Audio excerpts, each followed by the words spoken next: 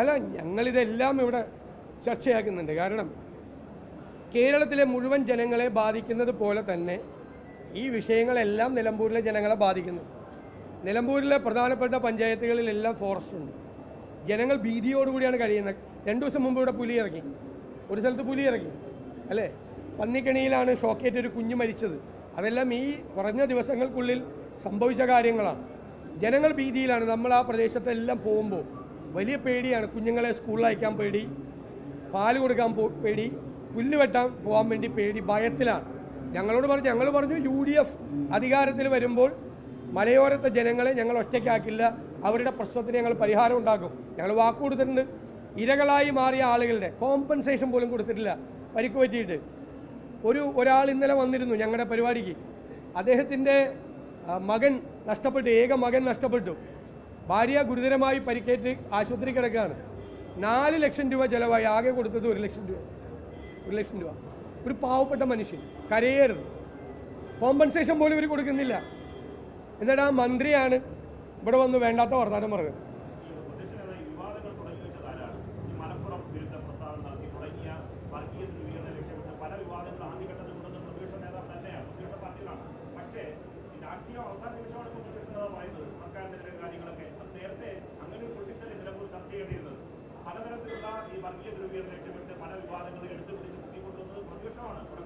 അല്ല, താങ്കൾ കൈരളിയുടെ റിപ്പോർട്ടറായ താങ്കൾ തന്നെ എൻ്റെ പത്രസമ്മേളനത്തിൽ ഇതിനു മുമ്പ് പങ്കെടുത്തിട്ടുണ്ട്.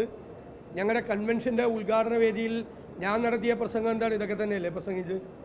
ഞങ്ങൾ അജണ്ട സെറ്റ് ചെയ്തത് അങ്ങനെയല്ലേ? മലപ്പുറം പ്രധാനപ്പെട്ട വിഷയമാണ്. കാരണം മുഖ്യമന്ത്രി നടത്തിയ വർഗീയ പ്രീണനമാണ്.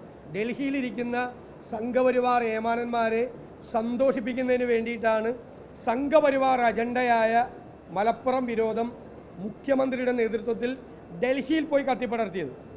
എന്നിട്ട് പറഞ്ഞു മലപ്പുറം ഒരു ഡസൻ പ്രസ്താവന. ഇപ്പോൾ ഇവിടെ തെരഞ്ഞെടുപ്പ് ചുമതല വഹിക്കുന്ന വിജയരാഘവൻ്റെ ഇല്ലേ, ഈ പ്രിയങ്ക ഗാന്ധി ജയിച്ചപ്പോൾ വർഗീയവാദികളുടെയും തീവ്രവാദികളുടെയും വോട്ട് കൊണ്ടാണ് പ്രിയങ്ക ഗാന്ധി ജയിച്ചത് എന്ന് പ്രസ്താവന കൊടുത്ത ആളല്ലേ ഇവിടെ തെരഞ്ഞെടുപ്പ് പ്രവർത്തനത്തിന് നേതൃത്വം കൊടുക്കുന്നത്. 95,000 പേരാണ് നിലമ്പൂർ മണ്ഡലത്തിൽ പ്രിയങ്ക ഗാന്ധിക്ക് വോട്ട് ചെയ്തത്. 29,000 പേരാണ് LDF സ്ഥാനാർത്ഥിക്ക് വോട്ട് ചെയ്തത്. ആ പ്രിയങ്ക ഗാന്ധിക്ക് വോട്ട് ചെയ്ത ഈ മലപ്പുറത്തെ ഈ നിലമ്പൂരിൽ അവരെല്ലാം തീവ്രവാദികളാണോ? നിങ്ങൾ പറഞ്ഞ കാര്യം സമയമാകുമ്പോൾ ഓർക്കും, സമയമാകുമ്പോൾ പറയും, ഓർമ്മിപ്പിക്കും. അതിൻ്റെ ജോലിയാണ് ഞങ്ങൾക്കുള്ളത്. ഒരു വർഷമായി കഴിഞ്ഞ പാർലമെൻറ്റ് ഇലക്ഷൻ കഴിഞ്ഞപ്പോൾ തൊട്ട് ഈ വർഗീയ പ്രീണന നയം മുഖ്യമന്ത്രിയുടെ നേതൃത്വത്തിൽ നടക്കുക. തെരഞ്ഞെടുപ്പ് കാലത്ത് എന്തായിരുന്നു? CAA Palestine. ആ CAA പ്രക്ഷോഭത്തിൽ പങ്കെടുത്ത ആളുകൾ ഇപ്പോഴും കോടതി കയറി ഇറങ്ങി നടക്കുക. കേസ് പിൻവലിച്ചോ? പിൻവലിക്കാമെന്ന് ഉറപ്പ് കൊടുത്താൽ ചെയ്തില്ല. ചെയ്താൽ മറ്റവർക്ക് വിഷമവും. അവർക്ക് ഡൽഹിയിലിരിക്കുന്ന ഏമാനന്മാർക്ക് വിഷമവും. അവരെ പേടിച്ചാണ് പിണറായി വിജയൻ കേരളത്തിലെ മുഖ്യമന്ത്രിയുടെ കസേരയിലിരിക്കുന്നത്. പഞ്ചപുച്ഛമടക്കി ഓച്ചാനിച്ച് നിൽക്കുക. എന്നിട്ട് അവർ പറയുന്ന അതേ അജണ്ട ഇവിടെ വന്ന് പറയുകയാണ്. ജമാഅത്ത് ഇസ്ലാമിയെ ഒക്കെ തോളിൽ വെച്ചുകൊണ്ട് നടന്ന ആൾ PDP തീവ്രവാദിയാണ്, മദനിയെ പിടിച്ചു കൊടുത്തു എന്ന് പറഞ്ഞ ആളിപ്പോൾ എന്നിട്ട് പറയുകയാണ്, ഇവിടുത്തെ സ്റ്റേജിലിരുന്ന് പറയുക ഒരു വർഗീയവാദിയുടെ വേണ്ടെന്ന്. ആ സ്വാമി ഏതാ? ആ സ്വാമി തിരുവനന്തപുരത്ത് ഒരു സ്വാമി ഉണ്ടല്ലോ, അയാളുടെ പൂർവാശ്രമം നിങ്ങളൊന്ന് പോയി അന്വേഷിക്കും. ഞാൻ പറയുന്നില്ലേ, ഞാൻ വ്യക്തികളെ കുറിച്ചൊന്നും പറയാറില്ല. ആ സ്വാമിയുടെ പൂർവാശ്രമം ഒന്ന് അന്വേഷിക്കും നിങ്ങൾ. ആ സ്വാമി പിന്തുണ കൊടുത്തിരിക്കുകയാണ് LDFന്. ആ സ്വാമി CPM നേതാക്കന്മാരുമായി ചർച്ച ചെയ്യുന്ന പടം ഞാൻ കാണിച്ചു തരാം. ഞങ്ങളുടെ കയ്യിൽ എല്ലാം ഉണ്ട്. ഞങ്ങളുടെ കയ്യിൽ എന്നിട്ട് ആ സ്വാമിയുടെ പിന്തുണയുണ്ട്, PDPയുടെ പിന്തുണയുണ്ട്. എന്നിട്ട് നിലമ്പൂരിലെ സ്റ്റേജിൽ കയറി പറയുക വർഗീയവാദികളുടെ വോട്ട് വേണ്ട. അതായത് CPMൻ്റെ കൂടെ ആര് നിന്നാലും മതേതരവാദികൾ, അവരെ എതിർത്താൽ വർഗീയവാദികൾ. ഞാൻ പറഞ്ഞല്ലോ, അത് കയ്യിൽ വെച്ചാൽ മതി.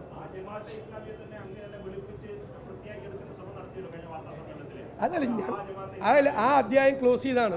ഞങ്ങൾ അവരെ പറ്റി പറഞ്ഞു കഴിഞ്ഞാൽ പിണറായി വിജയൻ പോയിട്ടുണ്ടല്ലോ അവരുടെ അടുത്ത്. അല്ലല്ല, പിണറായി വിജയൻ പോയിട്ടുണ്ടല്ലോ, അത് മതി.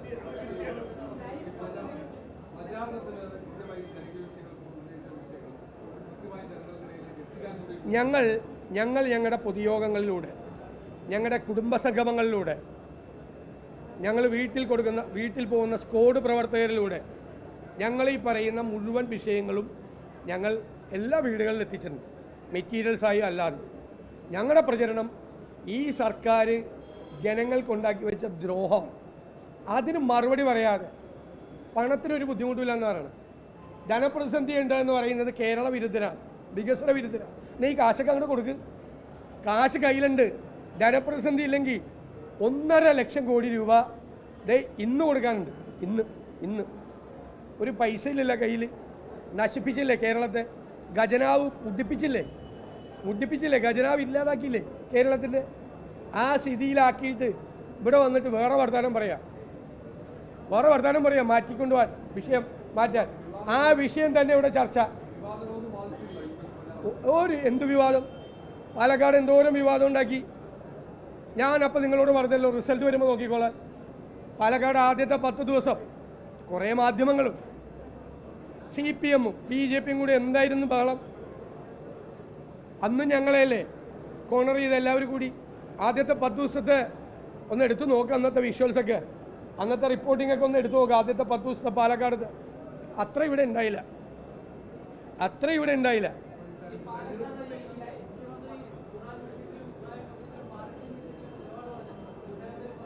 ഞങ്ങൾ നേരത്തെ പറഞ്ഞല്ലോ, ഞാൻ നേരത്തെ തന്നെ പത്രസമ്മേളനം, ഒരു കോൺഗ്രസ് നേതാവിനും പാലസ്തീൻ വിഷയത്തിൽ ഒരു നിലപാടും പറയേണ്ട ആവശ്യമില്ല. എന്താ പറയുക, ഞങ്ങൾ ഫ്രം ദ വെരി ബിഗിനിങ്, ഇതിൻ്റെ തുടക്കം മുതൽ, നെഹ്റുവിൻ്റെ കാലത്ത്, ഇന്ദിരാഗാന്ധിയുടെ കാലത്ത്, രാജീവ് ഗാന്ധിയുടെ കാലത്ത്, ഇപ്പോൾ മൻമോഹൻ സിംഗിൻ്റെ കാലത്ത്, എല്ലാ കാലത്തും കോൺഗ്രസ് എപ്പോഴും പാലസ്തീനിലെ ദുരിതമനുഭവിക്കുന്ന ജനങ്ങളുടെ കൂടെയാണ്.